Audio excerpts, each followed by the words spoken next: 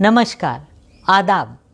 मैं प्रेरणा जैन आज आप सबको कहानी दिवाली हम सब की सुनाती हूँ। बंटी शाम को खेलने के लिए घर से निकला तो गेट के पास से एक छोटा सा प्यारा सा सफ़ेद बालों वाला पपी उसके पाँव से लिपट गया। उसने बड़े प्यार से उसे गोद में उठाया और दौड़कर अपनी माँ के पास ले आया। उसके गौरव भैया अपना होमवर्क चेक करा रहे थे। ये मेरा पपी है। कहाँ से आया? गेट के पास से। क्या मैं इसको सुमित चाचा बुला सकता हूँ? डॉगी का नाम सुमित चाचा, चाचा को बुरा लगेगा तो? कितना क्यूट है ये, इसकी शक्ल कितनी मिलती है सुमित चाचा से। तुम स्टूपिड हो। डॉगी की शक्ल अपने मम्मी पापा से मिलती है, ह्यूमंस की शक्ल ह्यूमंस से मिलती है। तो फिर क्या बुलाएं इसको? माँ ने कहा ये हमारा डॉग नहीं है, जिनका डॉग है उनको वापस कर देंगे। फिर ये हमारे घर क्यों आया? मेरी गोदी में कितने प्यार से बैठा है, 5 बार लिख कर चुका है मुझे। अगर अपने ओनर को प्यार करता तो हमारे घर क्यों आता? माँ ने कहा पटाखों का शोर सुनकर डर गया होगा और भाग आया होगा। लोग पटाखे चलाते क्यों हैं? दादी को भी पटाखे के धुएं से खांसी आती है। गौरव ने कहा मैं चलाता हूँ पटाखे। दिवाली मेरा फेवरेट फेस्टिवल है, मुझे अच्छे लगते हैं पटाखे। दिवाली तो बंटी का भी फेवरेट फेस्टिवल है, सबसे ज़्यादा मिठाई वही खाता है, दिए भी दौड़ दौड़ के जलाता है।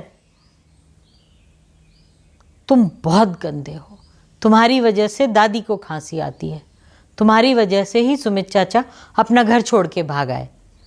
इसका नाम सुमित चाचा नहीं रख सकते, कुछ और नाम सोचो। इसका नाम लड्डू रखें?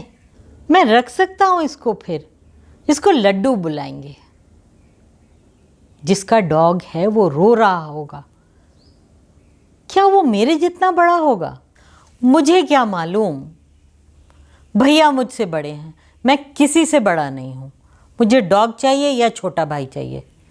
छोटा भाई बड़ा हो जाएगा, फिर एक और भाई ले आएंगे, वो भी बड़ा हो जाएगा, फिर एक और भाई ले आएंगे।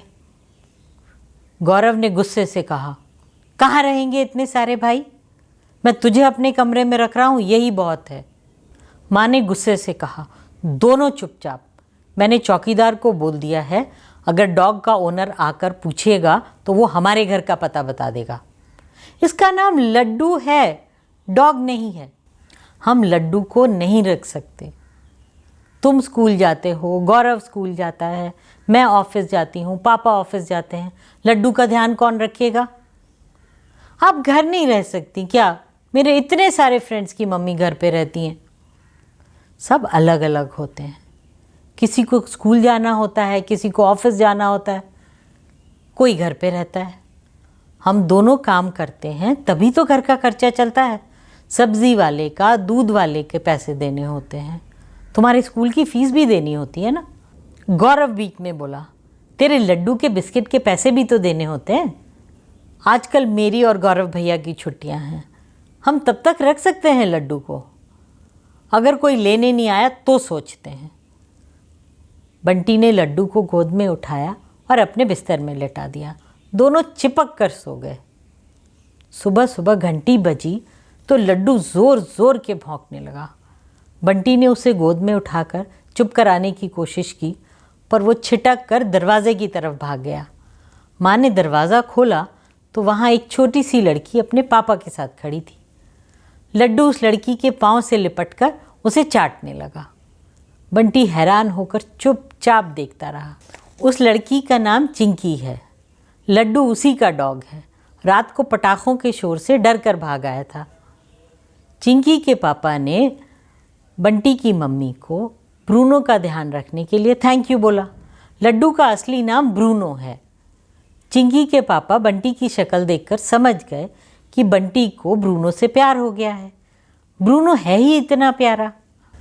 उन्होंने कहा हमारा घर पास में ही है, तुम जब चाहो ब्रूनो से खेलने आ सकते हो। रोज़ आ सकता हूँ स्कूल के बाद?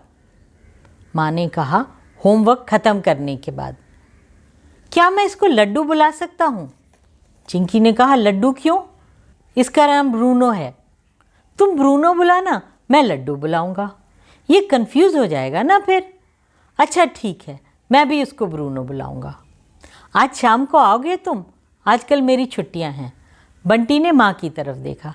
माँ ने मुस्कुराकर हाँ कर दी। आप लोग अंदर आइए, मैं चाय बनाती हूँ।